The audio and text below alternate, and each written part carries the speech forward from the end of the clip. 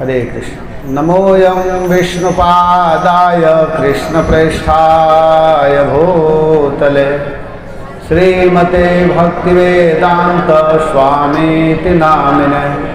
नमस्ते सारस्वती देवे गौरवाणी प्रचारिणे निर्विशेष शून्यवादी पाश्चात्य देशतारिणे वंशी विभूषितकरात् नवनीरदाभात् पीताम्बरादरुणबिम्बफलाधरोष्ठात् पूर्णेन्दुसुन्दरमुखात् दरवीन्दनेत्रात् कृष्णात् परं किमपि तत्त्वमहं न जाने। ध्येयं सदा परिभवग्नमभीष्टदोहं तीर्थास्पदं शिवविरिञ्चिनुतं शरण्यं भृत्यार्तिहं प्रणतपालभवाभिपूतं वन्दे महापुरुषते चरणारविन्दं वन्दे महापुरुषते चरणारविन्दं निगमकल्पतरोर्गलितं फलं शुकमुखादमृतद्रवसंयुतं पिबत भागवतं रसमालयं मुहुरहो रसिका भुवि भावुकः। जय श्री कृष्ण चैतन्य प्रभो नित्यानंद प्रिय द्वैत गदाधर श्रीवासादि गौर भक्तवृंद। हरे कृष्णा कृष्णा कृष्णा हरे हरे हरे राम राम राम हरे हरे हरे कृष्णा कृष्णा कृष्णा हरे हरे हरे राम राम राम हरे हरे। ओम नमो भगवते वासुदेवाय। नमो भगवते वासुदेवाय। ओम नमो भगवते वासुदेवाय। ओम नमो भगवते वासुदेवाय। ओम नमो भगवते वासुदेवाय। ओम नमो भगवते वासुदेवाय। हरे कृष्णा। विगत 6 दिन से हम लोग श्रीमद् भागवत कथा सुनते हुए आ रहे हैं। आज भागवत सप्ताह महामहोत्सव का 7वां दिवस है, अंतिम दिन, 7वां दिन। धीरे धीरे 6 दिन का समय बीत गया और कुछ समय के बाद आज का भी समय बीतने वाला है। तो जो बुद्धिमान व्यक्ति होते हैं वो इस बहुमूल्य समय को भगवान के भजन में ही बिताते हैं, क्योंकि भगवान के भक्ति में बिताया हुआ समय निरर्थक नहीं जाता है, व्यर्थ में नहीं जाता है। और भक्ति के अतिरिक्त जो समय बीतता है वो समय निरर्थक चला जाता है। तो जो बुद्धिमान व्यक्ति होते हैं एक एक क्षण, एक एक मिनट, एक एक सेकंड का महत्व समझते हैं। जैसे उदाहरण के लिए, जैसे अभी हम लोगों को जाना है, मान लीजिए कि मुझे अब जाना है नेपाल, तो नेपाल जाना है तो इस समय एक एक मिनट का महत्व है, क्योंकि गाड़ी इंतज़ार नहीं करेगी, जब ही समय होगा वो गाड़ी निकल जाएगी। इसी तरह हम लोगों को एक दिन इस संसार को भी छोड़ करके जाना है। रोज कथा में यही बताई जाती है। सभी लोग ध्यान दे करके सुनिएगा। जीवन प्रभु आप ध्यान दीजिए। आप कुछ भी करते हैं तो मेरा दिमाग उधर चला जाता है। ध्यान दीजिए, आप लोगों को पता नहीं जितने लोग बैठे हैं, मैं एक एक व्यक्ति को यहाँ से देखता हूँ, ये समझना चाहिए। और आप लोग कौन सुन रहे हैं कौन नहीं सुने, एक एक चीज़ मुझे दिखाई देता है। इसलिए आप लोगों का कर्तव्य है मुझको आनंद पूर्वक कथा कहने के लिए व्यवस्थित करना। कोई भी व्यक्ति जब कथा होती है तो इधर उधर मन को नहीं ले जाना चाहिए, सीधा वक्ता के तरफ मन को रखना चाहिए, क्योंकि इससे बढ़ करके कोई काम इस समय नहीं है। जितना देर कथा सुनने के लिए आए, इससे बढ़ करके इस समय कोई काम है ही नहीं। सबसे बड़ा काम है कि चुपचाप प्रेम के साथ में सुने। तो ध्यान दीजिए कि भगवान हम लोगों को भेजे हैं कहीं जाने के लिए, और उस स्थान पर जाने के लिए हम लोगों को समय का कुछ सीमा है। सबके लिए समय दे दिया गया है। किसी को 10 वर्ष के लिए समय दिया गया है, किसी को 50 वर्ष के लिए, किसी को 5 वर्ष के लिए, किसी को अभी पता नहीं है कि अभी हैं आधा घंटा में हमारा क्या होने वाला है, पता नहीं है। आप लोगों को मालूम नहीं है कि काल भगवान सबको ग्रस्त रहे हैं। किसी को पैर पकड़े हुए हैं, किसी को घुटना पकड़े हैं, किसी को कमर पकड़ लिए हैं, किसी को गला तक पकड़ लिए हैं, किसी को यहाँ पकड़ लिए हैं। फिर भी हरि बोल, थोड़ा देर इसको बंद रखिए। इस समय हम लोगों को ये ध्यान देना चाहिए, एक एक चीज़ ध्यान देना है, समय का कितना महत्व है। जिस दिन काल आएगा तो आप कुछ भी नहीं कर सकते। कितना हूँ सोचेंगे, कितना हूँ अफसोस करेंगे, कहेंगे कि हमको केवल 10 मिनट का समय दे दो, 1 मिनट का समय दे दो, तो समय नहीं आने वाला है। इसलिए इस समय का सदुपयोग करना चाहिए। और सदुपयोग किसमें है? जो अभी हम लोग करने के लिए बैठे हुए हैं। भगवान की कथा सुनना, भगवान के कथा को बताना, भगवान के कथा के विषय में दूसरे को सुनाना, यही जीवन की सार्थकता है। मनुष्य शरीर केवल एकमात्र इसके लिए मिला हुआ है। और हम लोगों को ध्रुव महाराज से शिक्षा लेनी चाहिए। जिस कथा को हम लोग विगत 6 दिन से सुनते हुए आ रहे हैं, एक छोटा सा बच्चा किस प्रकार भगवान के भक्ति करके आदर्श स्थापित कर रहा है। जिस बच्चे को माता ने, पिता ने सम्मान नहीं दिया, सौतेली माँ उस बच्चे को कही कि तुमको इस राज सिंहासन पर बैठने की इच्छा है तो तुम भगवान से प्रार्थना करो, अपने शरीर को छोड़ करके मेरे गर्भ से जन्म लोगे, तब इस राज सिंहासन में बैठ सकते हो। और उस बच्चे के जो पिताजी हैं उतानपाद, वो इतना सुनने के बाद में भी ध्रुव महाराज को गोद में नहीं लिए। वह बालक रोते हुए अपनी माँ के पास आया और माँ ने कही कि बेटा, वास्तव में सबको देने वाले भगवान हैं, आप उस भगवान के शरण में जाओ, किसी व्यक्ति के पास मत जाओ। तो वो बालक क्या किया कि सीधे जंगल में निकल गया। रास्ते में नारद जी मिले और नारद जी ने भी उनको एक सुंदर मार्ग बता दिया कि जब भजन करना ही चाहते हो तो भजन करने की एक विधि है, एक नियम है। उस नियम के तहत तुम भजन करोगे तो भगवान बहुत जल्दी प्रसन्न होंगे। और वह बालक गुरु नारद जी के बात को माना और मान करके ब्रजमंडल में, मधुबन एक क्षेत्र है, 12 वन है ब्रजमंडल में, उस 12 वन में से एक वन है जिसका नाम है मधुबन। मधुबन में ध्रुव महाराज गए और जा करके क्या किए कि प्रथम महीना में 3 दिन तक कुछ भी नहीं खाए और 3-3 दिन तक के बाद एक दिन बेर का फल, कैंथ का फल खा करके भजन करते थे। दूसरे महीना में ध्रुव महाराज ने क्या किया कि 6 दिन तक कुछ भी नहीं खाया और 6 दिन के बाद जब भूख लगी या खाने की इच्छा हुई तो उन्होंने दूर्वा घास, सूखा हुआ घास खा करके भजन किया।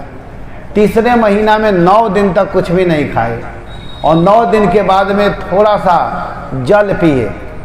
चौथा महीना में 12 दिन तक कुछ भी नहीं खाए, 12 दिन के बाद थोड़ा सा हवा पी करके रहे और 5वें महीना में हवा पीना भी बंद कर दिए, सांस लेना भी बंद कर दिए और भगवान की भक्ति किए और इतना सुंदर भजन किए, इतना पवित्र नाम का जप किए। हरे कृष्णा कृष्णा कृष्णा हरे हरे, हरे राम राम राम हरे हरे। कि उस नाम के प्रभाव से, उस तपस्या के प्रभाव से सारे प्राणियों के प्राण रुक गया। सबके हृदय में 5 प्राण होते हैं और उसी प्राण से हम लोग जीवित रहते हैं। हृदय प्राणो गुदे पानो समानो नाभिमंडल उदानो कंठ देशस्थ व्यानो सर्व शरीरगा। और यही 5 प्राण व्यक्ति को जीवित रखता है। इसी प्राण के द्वारा हम लोग जीते हैं। अगर यह प्राण न रहे तो हम लोग एक क्षण भी जीवित नहीं रह सकते हैं। शरीर को चलाने के लिए प्राण वायु बहुत जरूरी है, श्वास जरूरी है। और प्रत्येक श्वास पर कहा जाता है कि जितने बार श्वास लेते हैं कम से कम उतने बार भगवान के नाम जपना चाहिए। प्रत्येक श्वास पर एक बार कृष्ण बोलना चाहिए। यह श्वास आज हम ले रहे हैं, एक दिन ले पाएंगे नहीं ले पाएंगे, इसलिए भगवान के कृपा की याचना करते हुए, हे प्रभु आपने कितनी बड़ी कृपा किए हैं हमारे ऊपर, जो कि आज हम भगवान के नाम गा पा रहे हैं, ले पा रहे हैं। तो ये सब ध्यान देना है हम लोगों को। ध्रुव महाराज इतना सुंदर तप किए कि भगवान उनको 36,000 वर्ष के लिए राजा बना दिए। 1-2 दिन के लिए नहीं, 36,000 वर्ष। बताइए, कोई विधायक बनना चाहता है, कोई सांसद बनना चाहता है, कोई मंत्री बनना चाहता है, कोई नौकरी प्राप्त करना चाहता है, उसके लिए भी अगर भगवान का भजन करेंगे तो अस्थाई पद मिल जाएगा।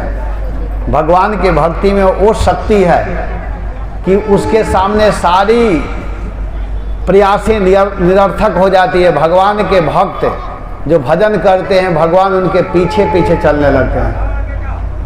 जब आप भजन करते हैं और भगवान से कुछ नहीं मांगेंगे तो भगवान आपके पीछे पीछे चलते हैं कि कहीं मेरे भक्त को कोई दिक्कत तो ना हो जाए, कोई कष्ट ना हो जाए।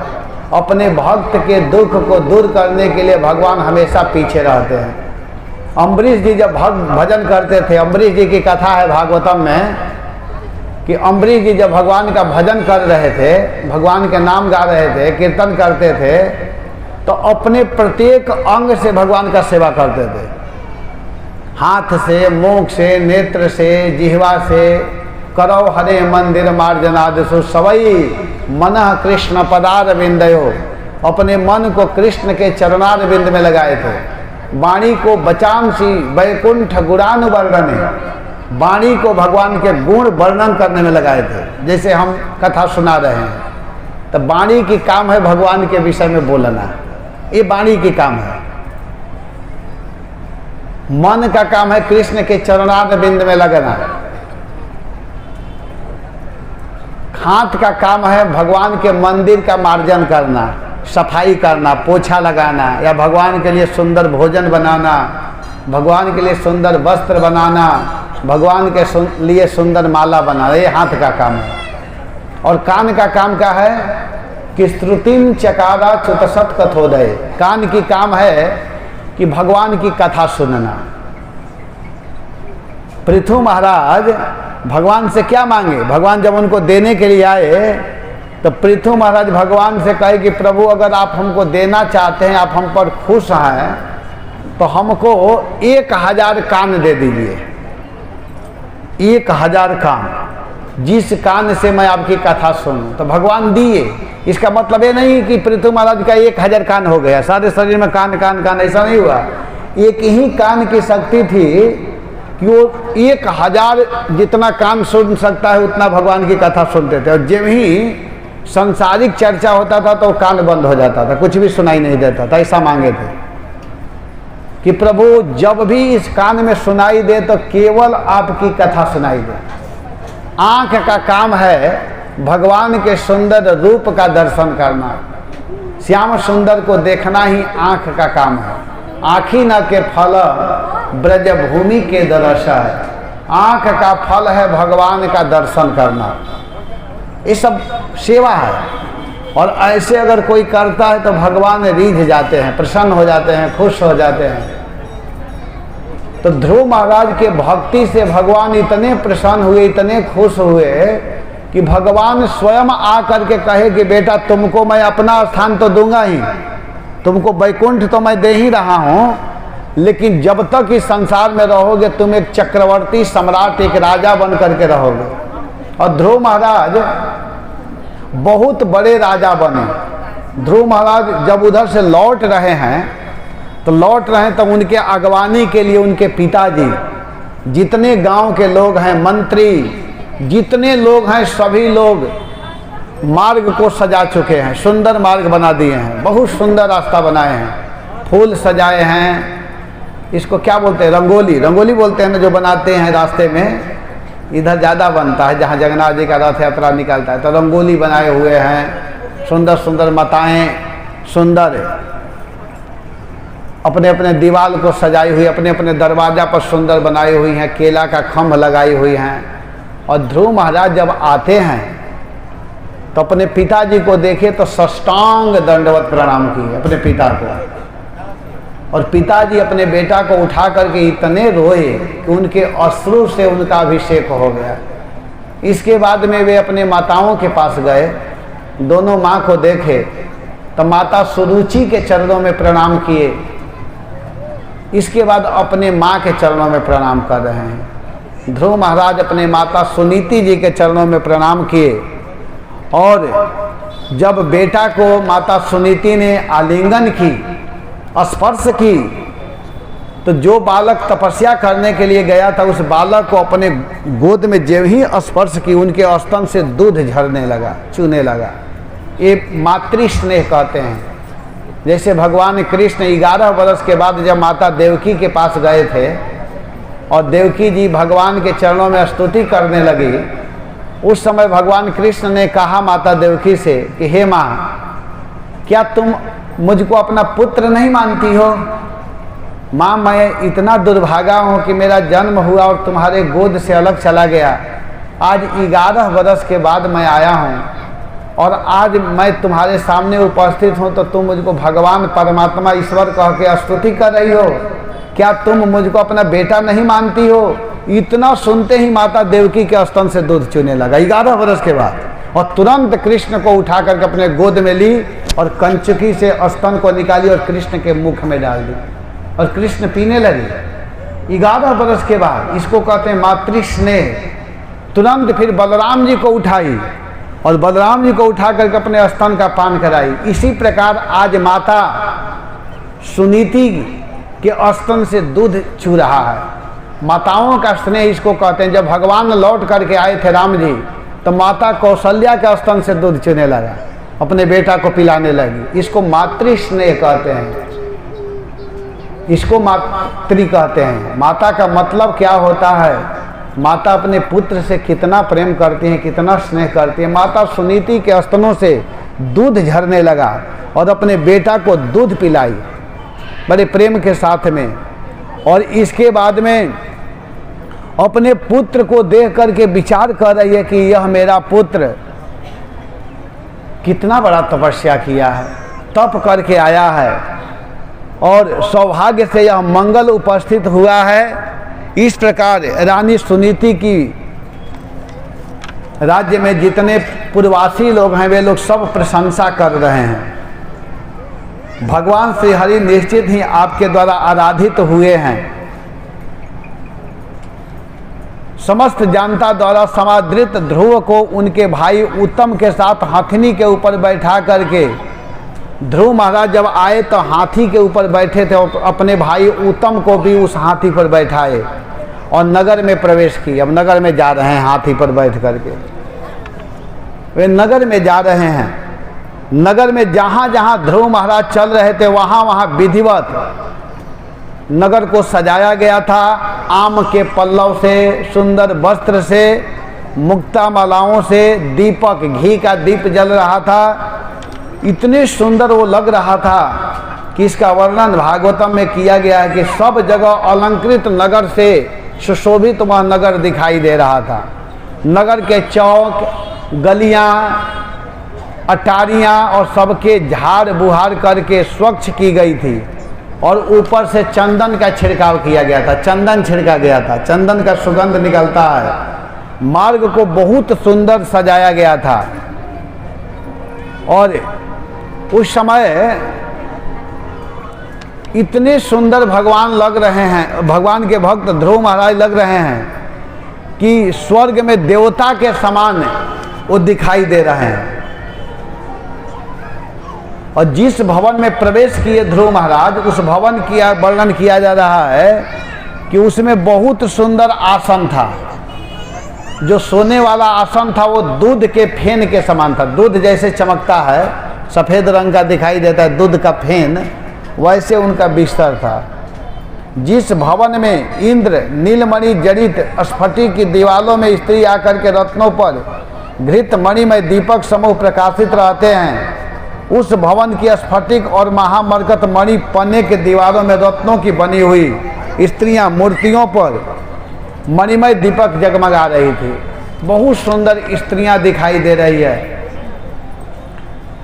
जिस भवन के आसपास जो गाते हुए मतवाले भ्रमरों से भी मुखारित रहते थे, वहाँ भंवरे गुनगुना रहे हैं। जहाँ हंस कारंडवों के समुदाय से तथा चक्रवाक और सरसों से सेवित वैदुर्य मणि, ये सब वर्णन किया जा रहा है कि ध्रुव महाराज का जो स्थान है वो कितना सुंदर है। राजर्षि उत्तानपाद देवर्षि नारद से अपने पुत्र के मनवादी से अनधिष्ठित पद प्राप्ति रूप परमावत प्रभाव को सुन करके और प्रत्यक्ष उसके प्रति प्रजानुराग को देख करके बड़े आश्चर्य में पड़ गए। पहले तो नारद जी के मुख से सुने थे और अब स्वयं अपने आँखों से उत्तानपाद जी देख रहे हैं। ध्रुव महाराज का यौवन बहुत सुंदर दिखाई दे रहा है। प्रजा का जिसमें अनुराग तथा ऐसे अपने पुत्र ध्रुव को सोच समझ करके सब तरह से दे करके महाराज क्या किए कि ध्रुव महाराज को राजा बना दिए। अपने राज सिंहासन पर अपने बेटा ध्रुव को बैठा दिए। देख लिए कि मेरा बेटा सब तरह से योग्य हो चुका है। पिता का कर्तव्य है कि वृद्धा अवस्था आने से पहले ही अपने पुत्र को राज्य सिंहासन दे देना चाहिए, राज्य सिंहासन पर बैठा देना चाहिए। तो वे बैठा दिए और वे स्वयं तपस्या करने के लिए जंगल में चले गए। कौन चले गए? उत्तानपाद कौन है? ध्रुव के पिताजी। उत्तानपाद जी के कितने पुत्र थे? क्या क्या नाम था? उत्तानपाद जी के पिताजी का क्या नाम है? मनु महाराज के पिताजी का क्या नाम है? ब्रह्मा जी के पिताजी का? बहुत सुंदर, बहुत बढ़िया से याद किया। अच्छा ठीक है, आप मत बोलना, तुमको याद है। मनु महाराज के कितने संतान थे? माता जी आप बताइए। कितने? नहीं, जिससे पूछ रहा हूं उसको बताना है। मनु महाराज के कितने संतान है आप बताइए, संकोच मत कीजिए। हाँ आप, कोई बात नहीं, ठीक है, समय पर बात नहीं करना, जल्दी जल्दी आप बताइए। 5। अच्छा, 3 कन्या और 2 लड़के, ठीक है। 3 कन्याओं का नाम क्या है? आप नहीं, आप सब बता रही हो, आप बताइए। नहीं याद है तो जल्दी कहिए नहीं याद है, ठीक है, आप बताइए, बोलिए। हाँ हाँ, अब समय चला, आप बताओ। ठीक है, तीनों कन्याओं का विवाह किससे हुआ था? उन लोग के पति का क्या नाम है बताओ।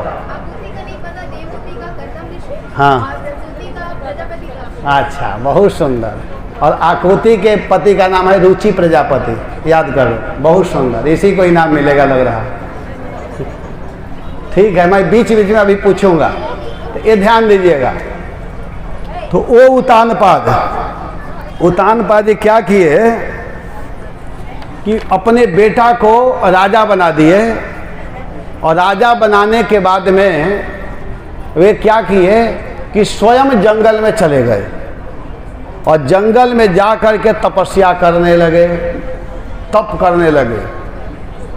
प्रत्येक व्यक्ति का काम है भजन करना। एक दिन मैं बता रहा था, ये मत समझिए कि हम लोगों का काम नहीं है भजन करना, केवल जो तिलक लिए हैं, जो कंठी पहने हैं, जो भागवत कर रहे हैं, जो मंदिर वाले हैं, उन्हीं का काम है भजन करना।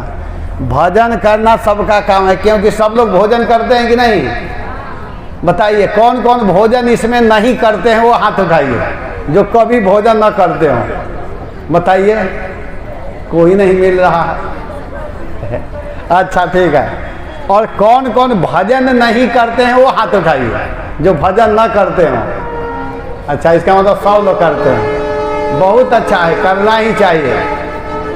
बोलिए हरे कृष्णा हरे कृष्णा कृष्णा कृष्णा हरे हरे हरे राम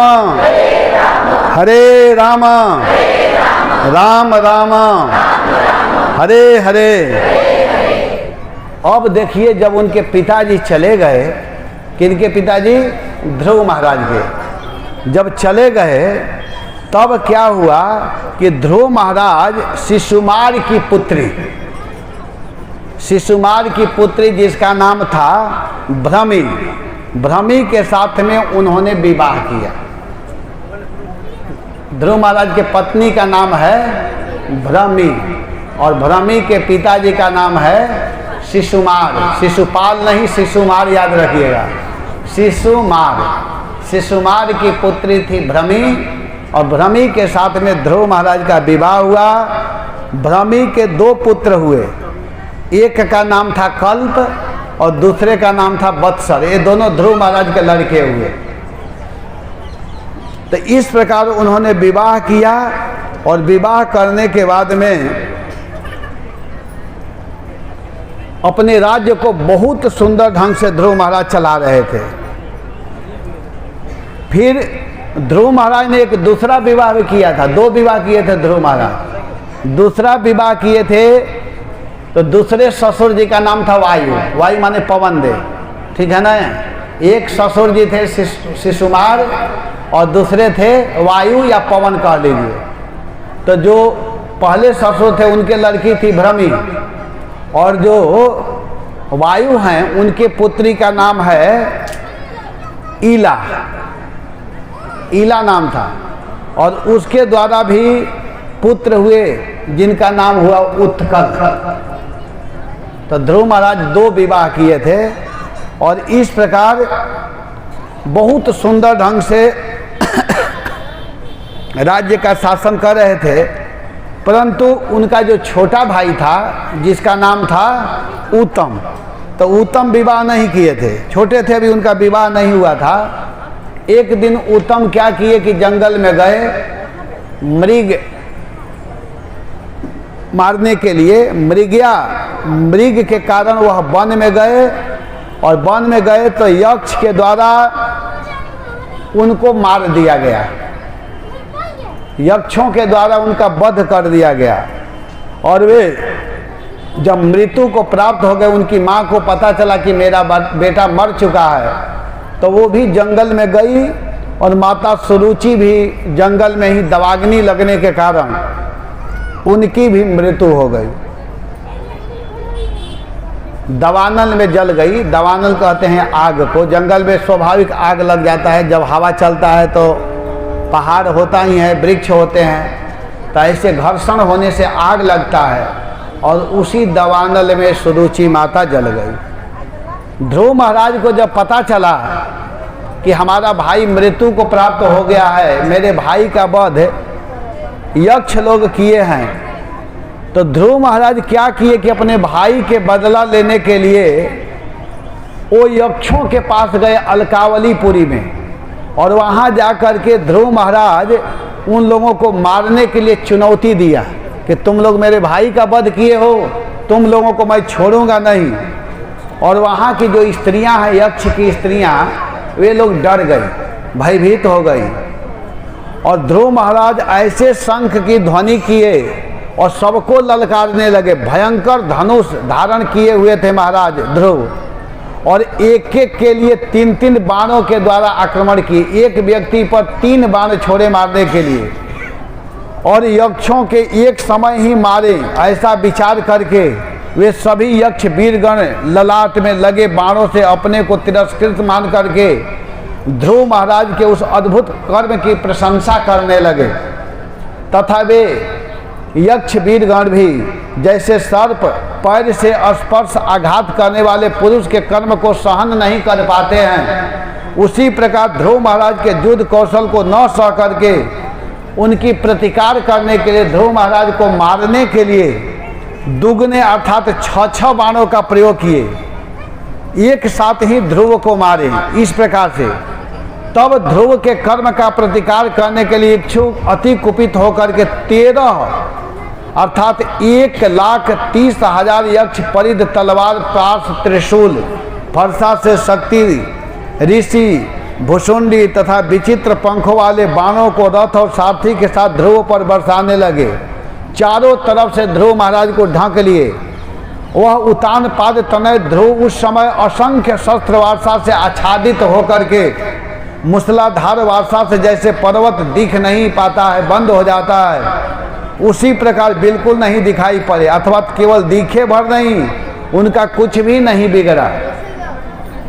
इस प्रकार उसी समय आकाश में रह करके युद्ध देखते हुए सिद्धों द्वारा यह मनुवंशधर सूर्य यक्षों के सेना रूप समुद्र में डूब करके नष्ट हो गया। ऐसा हाहाकार हुआ। तब रणभूमि में जीत गए, हम जीत गए, इस प्रकार के जय प्रकाश उद्गारों का उद्घोष यक्षों द्वारा होने पर जैसे कुहरा को फाड़ करके सूर्य भगवान आ जाते हैं, वैसे ही देखते देखते ध्रुव महाराज फिर आ गए। और ध्रुव महाराज ने ऐसे बाणों का प्रयोग किया जिन बाणों के प्रभाव से अब यक्ष लोगों का कवच टूटने लगा। जो कवच पहने हुए थे, ध्रुव महाराज उन लोगों के कवच पर ऐसे मार रहे हैं कि उन लोगों का कवच टूटने लगा। वे लोग छटपटाने लगे। जब इस प्रकार वे लोग रण में गिरने लगे, मरने से जो बचे थे वे क्षत्रिय प्रवर ध्रुव के बाणों से प्रायः कटे फटे, किसी का हाथ कटा हुआ है, किसी का पैर कटा हुआ है, और इस तरह सभी लोग जहाँ तहाँ भागने लगे। जब भाग रहे थे तब उसी समय मानव शिरोमणि ध्रुव महाराज ने देखा कि उस विशाल युद्ध भूमि में कोई भी शत्रु अस्त्र शस्त्र लेकर के उनके सामने नहीं है, तथापि वे अलकापुरी के भीतर नहीं गए, यद्यपि वे उसको देखने के लिए उत्सुक थे। ये मायावी कपट से बदला चुकाने वाले शत्रु कब क्या करना चाहते हैं, इस बात का पता मनुष्य को नहीं लग पाता है। अपने सारथी से इस प्रकार कह करके विचित्र रथ पर बैठ करके ध्रुव महाराज शत्रुओं के नवीन आक्रमण की आशंका से सावधान हो गए कि कहीं फिर यक्ष लोग मुझको मारने के लिए तैयार न हो जाए। क्षण भर में ही सब ओर से आकाश मार्ग मेघ मालाओं से घिर गया और बादलों में चमचम बिजली चमकने लगी, भीषण वज्रपात होने लगा। हे निष्पाप विदुर जी, ध्रुव महाराज के सामने मेघ समूह आकाश से अति मात्रा में खून कफ पीप मल मूत्र चर्बी वर्षा करने लगे, मस्तकहीन धड़ गिरने लगा। इसके बाद एक पर्वत आकाश में दिखाई दिया और बड़े बड़े पाषाण खंडों के साथ गदा परिघ तलवार तथा मुसल समूह गिरने लगे। बहुत से सर्प वज्रपात के समान फुफकार मारते हुए तथा रोषपूर्ण नेत्रों से आग की चिंगारियां उगलते हुए अपने समक्ष आ रहे थे, तथा दल बल के साथ हाथी बाघ सिंह उनके समक्ष दौड़ चले आ रहे थे। तरंगों से समस्त भूमि को डुबाता हुआ प्रचंड शब्दवान भयंकर समुद्र प्रलय काल के समुद्र जैसा महाभीषण होता है वैसे दिखाई दे रहा था। कहने का अर्थ यह है कि जब युद्ध हो रहा था तो यक्ष में और ध्रुव महाराज में ऐसा युद्ध होने लगा, भयंकर युद्ध होने लगा कि प्रलय हो जाएगा। और ध्रुव महाराज इतने बाण छोड़ने लगे, ऐसे मारने लगे। उसी समय मनु महाराज वहाँ पर उपस्थित हो गए। ध्रुव महाराज के जो दादाजी हैं मनु महाराज, वो वहाँ पर आ गए और आ करके कहे कि बेटा तुम ये सब क्या कर रहे हो, तुमको पता नहीं है, तुम ये क्या कर रहे हो? भगवान के कृपा से तुमको ये सब मिला हुआ है और आज तुम इतने बलशाली बन रहे हो, तुमको समझ में नहीं आ रहा है, आज अपने को बलवान समझ रहे हो। ये बध मत करो, तुम्हारा भाई मरने वाला था, मर गया, उसके लिए सबको मार रहे हो, ये उचित नहीं है। मनु महाराज आकर के ध्रुव महाराज को डांटते हुए रोक दिए, कहे कि युद्ध नहीं करना है। दादाजी आ गए सामने, ये सब युद्ध चल रहा था। ध्रुव महाराज अकेले सभी यक्षों को मार रहे थे, अपने भाई का बदला ले रहे थे। मनु महाराज ने देखा कि तो बड़ा गड़बड़ हो जाएगा, युद्ध में केवल एक पक्ष के लोग ही नहीं मरते हैं, और जहाँ युद्ध होता है तो वायुमंडल भी दूषित हो जाता है। तो युद्ध करना उचित नहीं, इसको रोकने लगे। कहे कि जो कुछ तुम किए हो इसमें भगवान की कृपा है। जैसे हम लोग कुछ भी करते हैं तो समझते हैं कि हम किए हैं, लेकिन हम कुछ नहीं किए हैं, सब करने वाले हैं भगवान, लेकिन नाम हम लोगों का होता है। मेरी आपकी कृपा से सब काम हो रहा है, मेरी आपकी कृपा से सब काम हो रहा है, मेरी आपकी कृपा से सब काम हो रहा है, मेरी आपकी कृपा से सब काम हो रहा है। करते हो तुम कन्हैया मेरा नाम हो रहा है, मेरा हो तुम कन्हैया मेरा नाम हो रहा है। करते हो तुम कन्हैया मेरा नाम हो रहा है, मेरा आपकी कृपा से सब काम हो रहा है, मेरा आपकी कृपा से सब काम हो रहा है।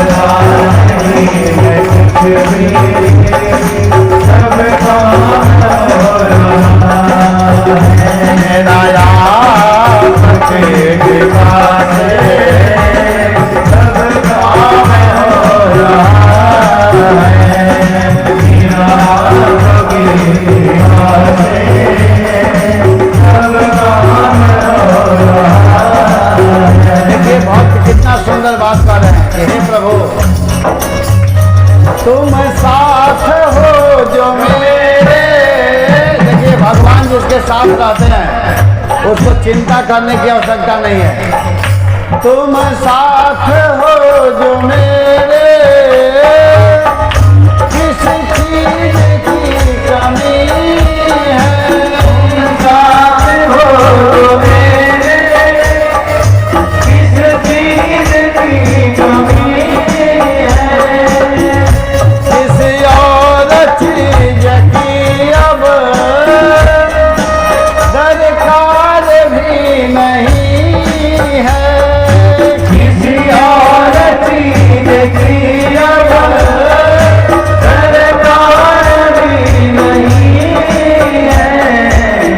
भैया। जब भगवान हमारे साथ हैं तो किसी भी चीज की कमी। आज मैं गया था सुबह में एक महात्मा के पास, इसी क्षेत्र में एक महात्मा रहते हैं, उनसे मिलने के लिए गया और मैं जा करके उनको प्रणाम किया।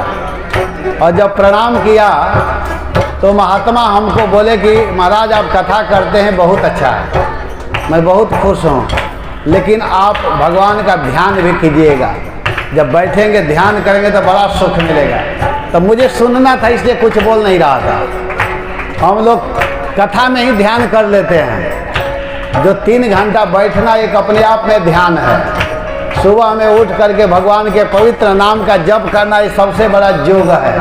अलग से योग करने की आवश्यकता नहीं है। भगवान के कीर्तन में आ करके नाचना, ये सबसे बड़ा व्यायाम है।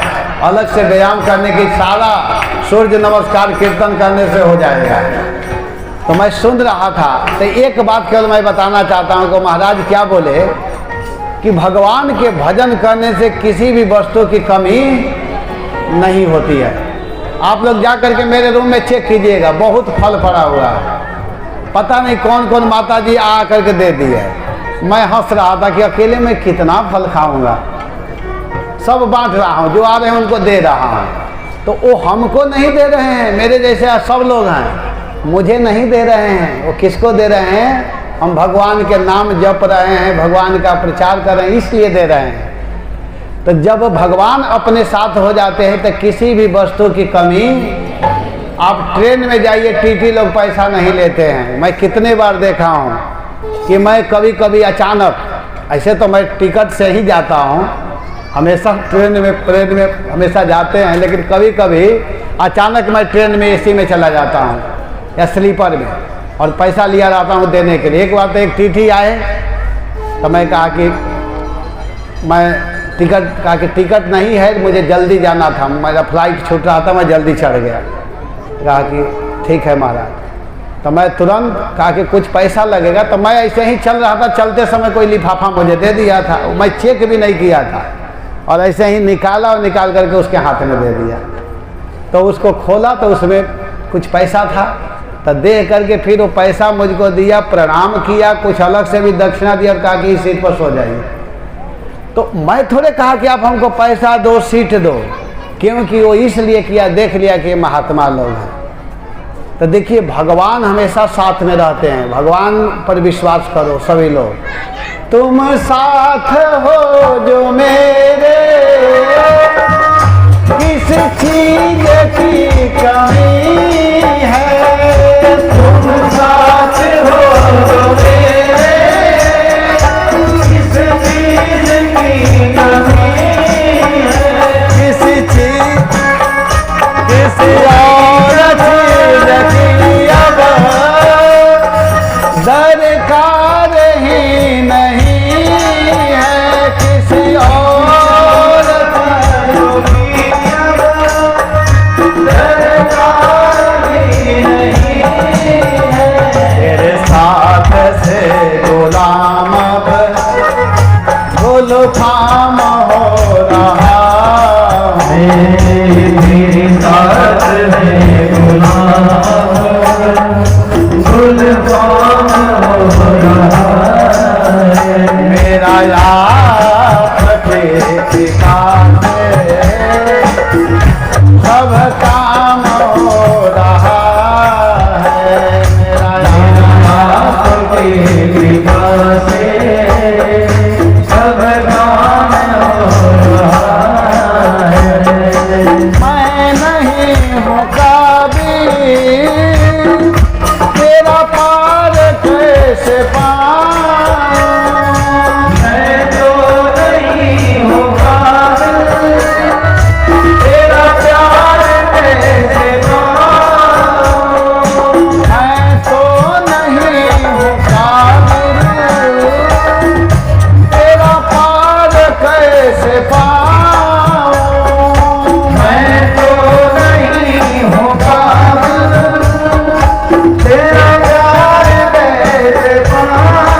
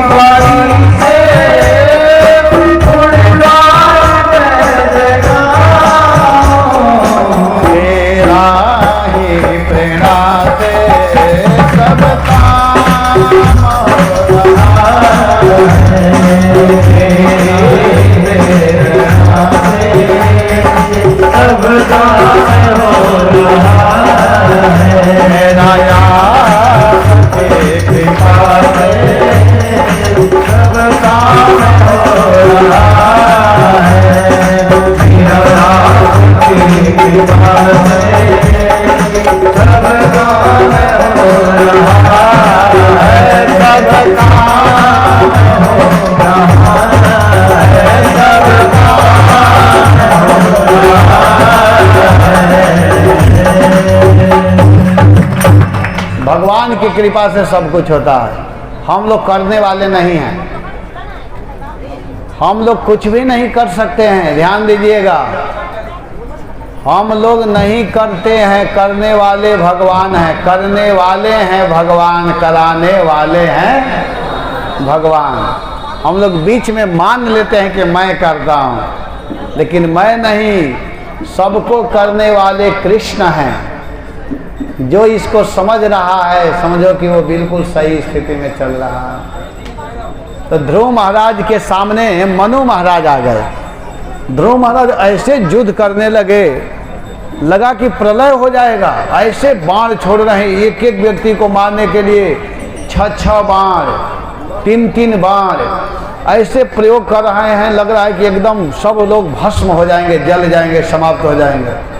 उसी समय मनु महाराज आए और कहे, बेटा ये तुम क्या कर रहे हो, ये तुम कर क्या रहे हो? तो ध्रुव महाराज कहे कि इन्होंने हमारे भाई का वध किया है, इसलिए मैं इन लोगों को छोड़ूंगा नहीं।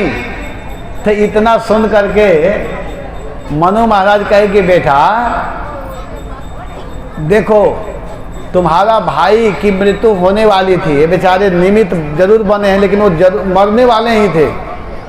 और तुम इतना भजन किए हो, इतना तपस्या किए हो, भगवान का दर्शन करके आए हो, यही सब काम करोगे? बंद करो। तो मनु महाराज के डांटने पर, दादाजी हैं ना, बड़े हैं, तो दादाजी के डांटने पर ध्रुव महाराज बिल्कुल शांत हो गए। और जब शांत हुए तो उस समय ध्रुव महाराज को देख करके सभी लोग प्रसन्न हैं, देवता लोग भी खुश हैं। देवता लोग कहते हैं कि देखिए ध्रुव कितने अपने दादाजी के बात मानने वाले हैं, उनके बात को मान करके शांत हो गए। सब देवता लोग उनकी प्रशंसा किए। और अब क्या हुआ कि अब वे भजन कर ही रहे थे, परिवार के साथ में थे। उस समय बहुत दिन भजन किए, बड़े आनंद के साथ में रहे। 1-2 बरस की कथा नहीं है, 36,000 बरस तक शासन किए बड़े सुंदर ढंग से। और जब 36,000 बरस शासन कर लिए, तब हुआ क्या कि एक दिन की बात है,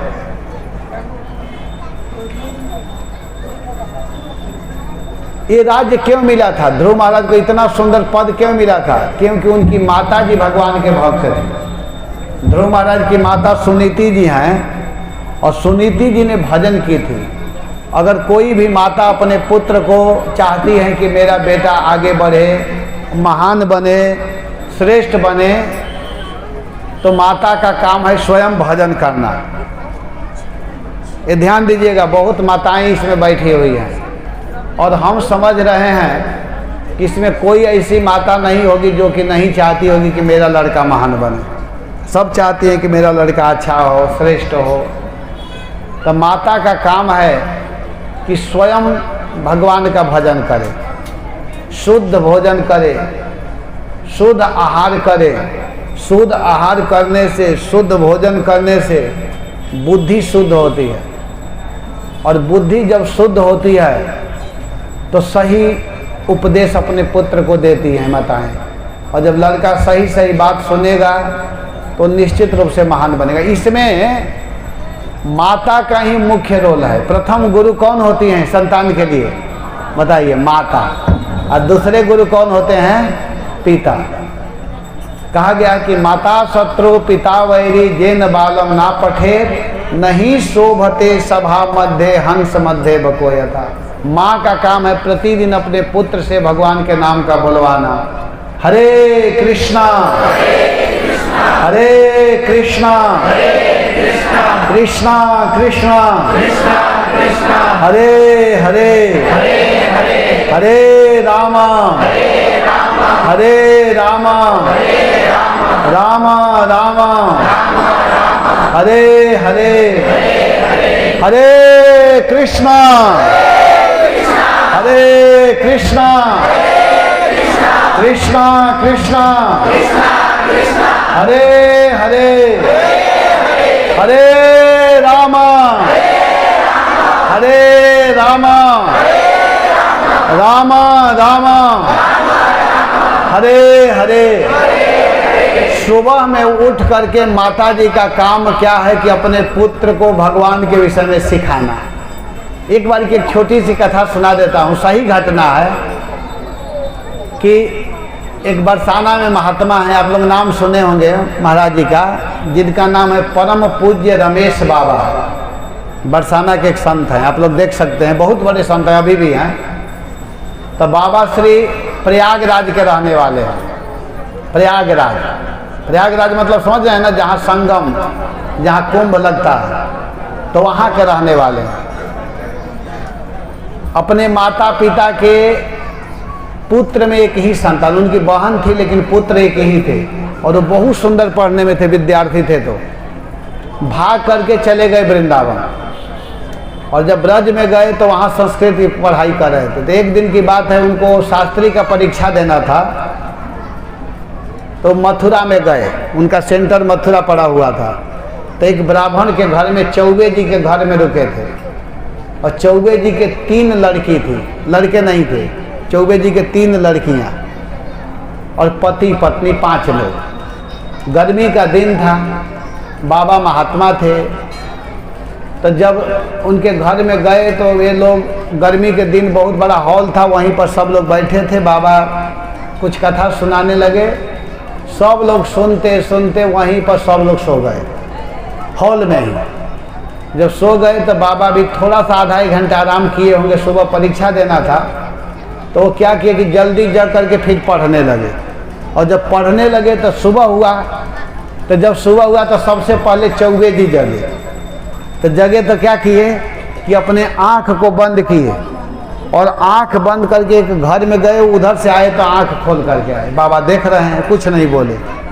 इसके बाद कुछ देर के बाद उनकी पत्नी जगी, चौबे जी की पत्नी, तो वो भी अपना आँख बंद की, और आँख बंद करके उस घर में गई, वहाँ से निकली तो आँख खोल करके निकली। अब बाबा देख रहे हैं कि हो क्या रहा है। इसके बाद बड़ी लड़की जगी, जिसका उम्र उस समय लगभग 10 साल हो रहा था, 10 बरस की लड़की थी।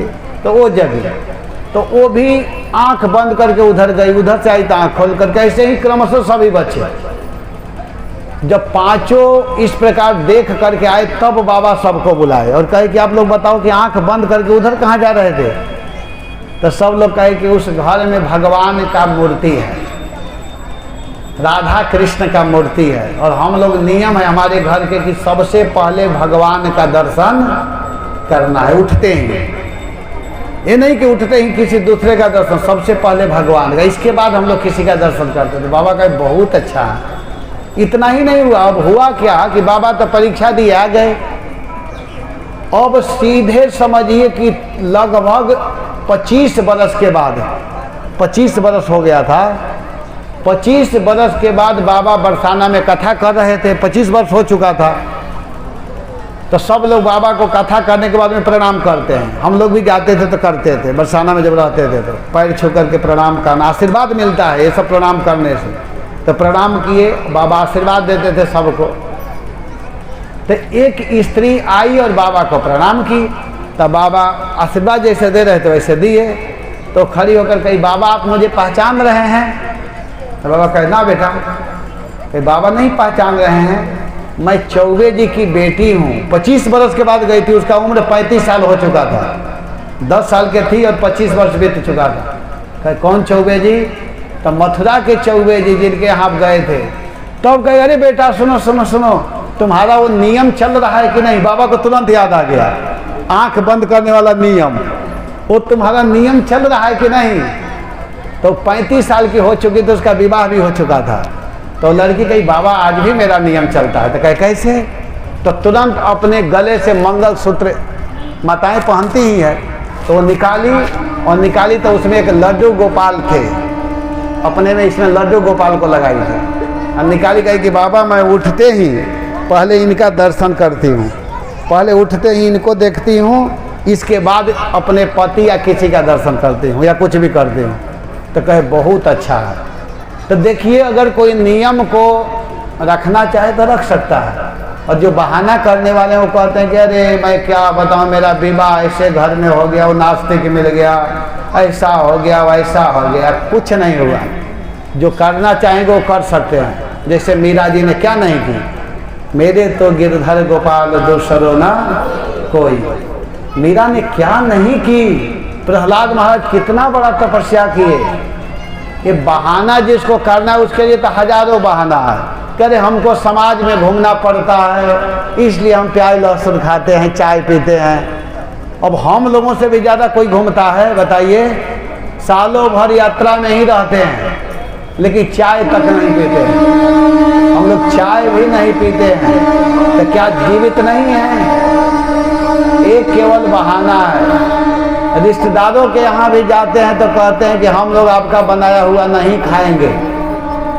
अपने घर से लेकर जाइए, रिश्तेदारी में घूम कर के आ जाइए। अगर उसका प्रेम है तो आपके लिए भोजन बना कर रखेगा, फल रखेगा, दूध रखेगा। और नहीं प्रेम है तो आपको निभाना है तो जाइए लेकिन कुछ खाइए मत। ये सब नियम बनाना चाहिए। तो ध्रुव महाराज ने इतना सुंदर तपस्या किया था, ध्यान दीजिएगा। वो किसका प्रभाव था? माता सुनीति का। सुनीति माता ने शुरू से ही तपस्या की थी, इसलिए अपने पुत्र को भी महान बनाई। और उस माता का देन हुआ कि इतने बड़े राजा बने ध्रुव महाराज कि क्या कहा जाए। और एक दिन की बात है, हुआ क्या ध्रुव महाराज के साथ में कि अब धीरे धीरे धीरे धीरे 36,000 बरस का समय बीत गया। समय बीतने में देर नहीं लगता है। और जब समय बीता तो अब ध्रुव महाराज के सामने एक सुंदर विमान आ गया, अब उनको ले जाने के लिए। अब समय हो चुका था। तो जब ध्रुव महाराज के पास विमान आया तो उस विमान को ध्रुव महाराज क्या सभी लोग देखे। अब ध्रुव महाराज विमान में चढ़ने के लिए जा रहे थे। अब उनको भगवत धाम जाने का समय आ चुका था। तो जब विमान आया, भगवत पार्षद जन आए, अब उनको उसमें बैठा करके ले जाने वाले थे। उसी समय ध्रुव महाराज के सामने स्वयं काल आ गया। काल जो सबको मारते हैं, तो काल देव आ गया। लेकिन काल का हिम्मत नहीं हो रहा था ध्रुव महाराज को मारने का।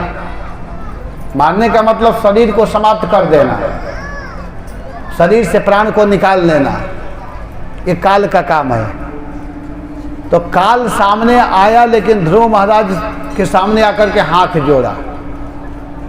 तो ध्रुव महाराज कहे कि बोलो कैसे आए हो, बोलो। अब वो विमान में चढ़ने जा रहे थे तो हाथ जोड़ा था, अब सिर को भी झुका लिया। बड़े व्यक्ति के सामने सिर झुकाना चाहिए। तो वो सिर झुका करके कह रहा है कि महाराज आप इतने महान वैष्णव हैं, आप इतने शुद्ध भक्त हैं, आपके लिए विमान आ चुका है, आप इसमें जाइए। लेकिन महाराज इस संसार का नियम है। तो ध्रुव महाराज का क्या नियम है? तो नियम है कि इस शरीर को यहीं छोड़ना पड़ता है। इस शरीर को छोड़िए और आप जाइए भगवत धाम। और जब ही सिर झुकाया ही था, ध्रुव महाराज क्या किए कि उस काल के पीठ पर अपने पैर को रख करके उसी शरीर से विमान में चढ़ गए। शरीर नहीं छोड़े। ध्रुव महाराज उसी शरीर से विमान में बैठ गए और विमान में बैठे। विमान में बैठते ही विमान उड़ान भर दिया, आकाश में उड़ने लगा, चलने लगा। जैसे प्लेन जमीन को छोड़ करके आकाश में चलता है, वैसे ही विमान भी वहीं उठा और उठ करके ऊपर की ओर बढ़ने लगा, जाने लगा। तो जब जाने लगा तो कुछ दूर विमान चला होगा। उसी समय ध्रुव महाराज कह रहे रोको रोको रोको रोको रोको रोको रोको।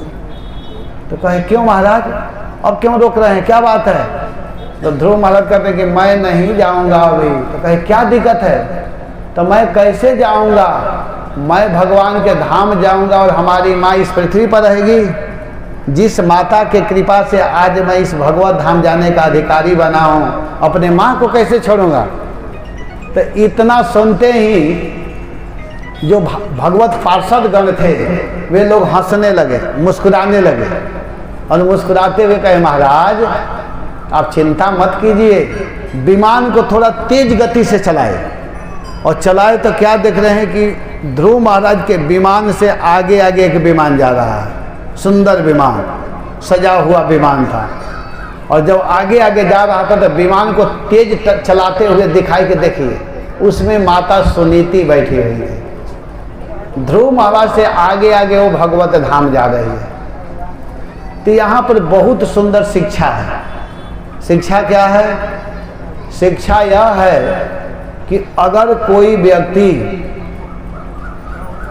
अगर इस प्रसंग को सुनता है, और ध्रुव महाराज के जैसे माँ होना चाहिए, ध्रुव महाराज की माँ सुनीति जैसी थी वैसी माँ होना चाहिए, और पुत्र होना चाहिए तो ध्रुव महाराज जैसा होना चाहिए। अगर कोई ध्रुव महाराज जैसा पुत्र होगा तो माँ निश्चित रूप से भगवान के धाम चली जाएगी, और सुनीति जैसा माँ होगा तो निश्चित पुत्र ध्रुव जैसा बनेगा।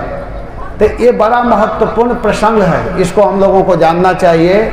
तो इस प्रसंग को मैं बड़े प्रेम से आप लोगों को, ये बड़ा प्रसंग है लेकिन अति संक्षेप में मैं ध्रुव महाराज के प्रसंग को सुनाया, और सुना करके इस कथा को मैं यहीं समाप्त करूंगा। और अभी कथा सुनाऊंगा, लेकिन जो मैं प्रसंग कर रहा था इस प्रसंग को मैं यहीं पर पूरा करूंगा, क्योंकि एक कथा और लंबी है, व्याख्या करने पर बहुत समय लगेगा। इसलिए मैं अति संक्षेप में यही सुनाता हूँ कि ध्रुव महाराज का प्रसंग अब यहाँ पर पूर्ण होता है, और आगे की कथा हम लोग अभी सुनेंगे। हरे कृष्ण।